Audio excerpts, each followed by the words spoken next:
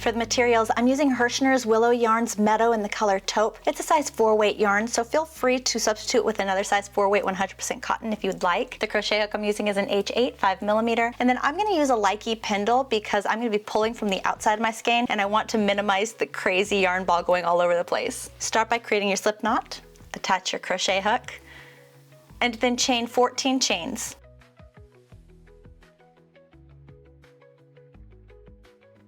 For round 1, we're going to double crochet in the 3rd chain from our crochet hook. Those skipped 2 chains do not count as a stitch.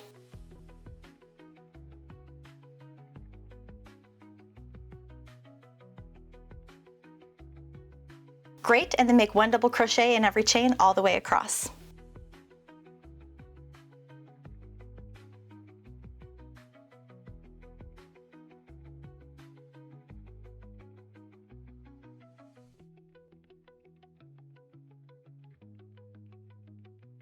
In the last chain, we're going to make 2 double crochet stitches. 1 double crochet on one side, then rotate the work and make 1 double crochet on the other side. For this next part, we're actually going to be working double crochet stitches on the other side of the foundation row chain. We should end with a total of 24 double crochet stitches. Just make your double crochets in line with the double crochets on the other side of the foundation row.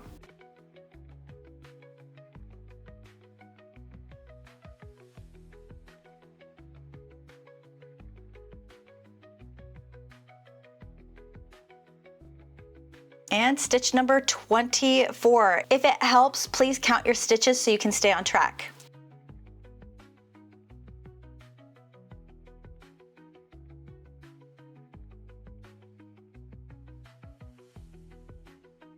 And then to close round 1, we're actually going to slip stitch into the very first double crochet stitch that we made, avoiding the chains altogether because those chains did not count as a stitch. So go ahead and slip stitch into that first double crochet stitch to close round 1. Moving on to round 2, start by chaining 3. Now this will count as a double crochet stitch. Then double crochet on top of the very first stitch.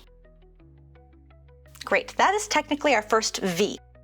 Skip the next stitch and then make 2 double crochet stitches in the following stitch. This is also going to count as a V. Now for this pattern, for round 2, we're going to skip a stitch and then make 2 double crochets in the next stitch. Skip a stitch and then make 2 double crochets in the next stitch. And repeat this all the way around for round 2.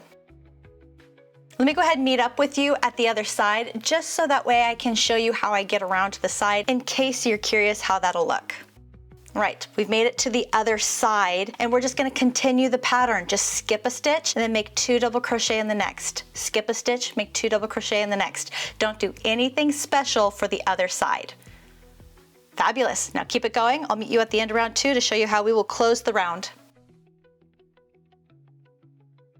Right, to close round 2, we're just going to slip stitch into that 3rd chain of the beginning chain 3 because that beginning chain 3 did count as a double crochet stitch. So find that 3rd chain. Right, 1, 2, 3.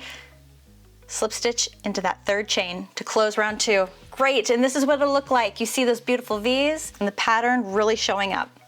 All right, moving on to round 3. We're going to start by chaining 3. Again, that counts as our first double crochet stitch. Then we're going to make our first double crochet between the first 2 stitches, and that's going to create our first V stitch. Great. Next, we're going to look between each V stitch and we're going to place 2 double crochets between the 2 double crochets of the round below, and that's it. We don't even have to count stitches here, guys. Just make 2 double crochet stitches between the 2 double crochet stitches of the round below. And then to close round 3, slip stitch into that 3rd chain of the beginning chain 3. And here's what it'll look like, just so you have an idea of what to expect. Again, we're making a V-stitch into a V-stitch. Repeat round 3 for round 4 through the end of round 9. Right, closing round 9 here by slip stitching into the 3rd chain of that beginning chain 3. Right, let's go ahead and count our rows. Here we go. 1, 2, 3, 4, 5, 6, 7, 8, 9. Perfect. For round 10, we're doing things a little bit different. Start by chaining 3. Again, it's going to count as our first double crochet stitch. Then we're gonna skip the next stitch and double crochet into the following stitch. Great, then chain 1, skip the next stitch and double crochet into the following stitch. Then chain 1, skip the next stitch and double crochet into the following stitch. Great, and then repeat that all the way around. Closing round 10 by chaining 1 and then slip stitching into the third chain of the beginning chain 3. There we go. Awesome. Cut off a tail long enough for you to weave in your ends and tie off your work. Next, we're going to start working on the strap. Taking your yarn, creating a slip knot, attach your crochet hook, and all we have to do is chain 50 chains. Now I know you're like, all I have to do? It is a lot, but don't worry, it moves pretty quickly. Okay, once you reach 50, go ahead and cut a tail long enough for you to weave in your ends and tie off your work. Great, do not make a circle with it yet, not yet. First we've got to weave it into the chain 1 spaces. So taking your soap sack and taking your strap and weave in and out of the chain 1 spaces all the way around.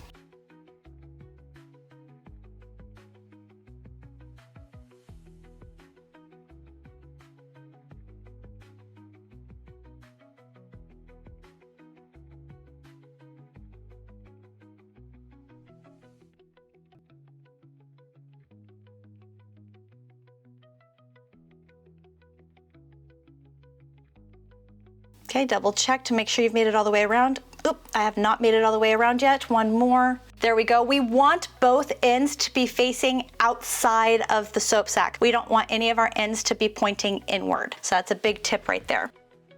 Usually that means I'm going to leave one space blank and then tie the 2 tails together to make that circle, make that strap become a loop.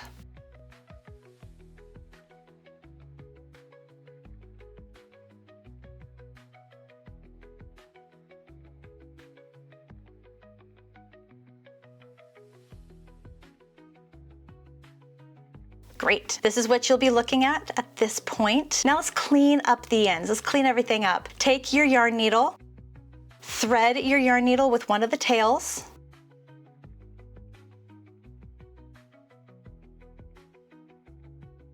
I will work in and out of chains going one direction and then I'll double back just for extra security.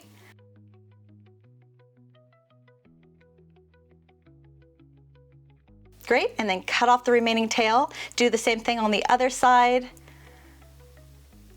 Great, once the 2 tails have been woven in and cleaned up, then I rotate the whole strap and I put the knots of the tails, the knots of that strap on the inside so it hides them. And all you see is the beautiful chain on the outside for the strap. And that's it. Next thing you'll do is just weave in that other tail and you're done. I hope you love it. It is quite beautiful and so much fun.